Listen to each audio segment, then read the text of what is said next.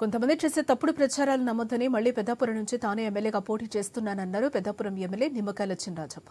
చంద్రబాబు లోకేష్లతో కలిసి టీడీపీ ప్రచార కార్యక్రమంలో చురుగ్గా పాల్గొంటున్నా ఫోన్లో కూడా మాట్లాడా చంద్రబాబు లోకేష్ నన్ను పార్టీ పనిపైనే ఉండమని చెప్పారని అన్నారు. తాను ఎమ్మెల్యేగా పోటీ చేయట్లేదన్న దుష్ప్రచారాలు నమ్మొద్దన్నారు. బాగా పనిచేసాం. నేను 2014లో పెద్దాపురం నియోజకవర్గానికి చంద్రబాబు నాయుడు ఆదేశాల ప్రకారం నేను పోటీ చేయడం జరిగింది. విజయం సాధించాం.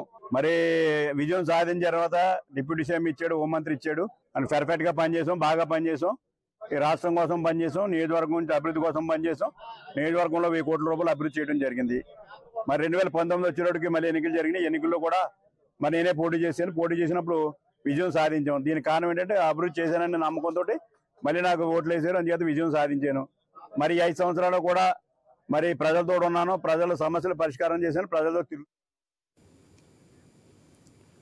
నేటి నుంచి సిపిఎం స్టేట్ ప్లీనరీ సమావేశాలు జరగనున్నాయి. హైదరాబాద్లోని సుందరయ్య విజ్ఞాన కేంద్రంలో జరిగే ఈ సమావేశాలకు రాష్ట్ర జిల్లా కమిటీల సభ్యులు అటెండ్ కానున్నారు. త్వరలో జరగనున్న పార్లమెంటు ఎన్నికల్లో రాష్ట్ర సిపిఎం పోటీ చేయనుందా లేదా అనే దానిపై క్లారిటీ రానుంది. ఈ మీటింగులకు సిపిఎం పొలిట్ బ్యూరో సభ్యులు విజయరాఘవన్, పివి రాఘవులు హాజరవుతారు.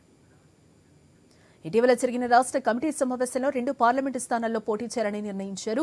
మహబూబాబాద్, ఖమ్మం, నల్గొండ, మెదక్ తదితర సెగ్మెంట్లలోని 2 పోటీ చేయాలని ప్రతిపాదించారు.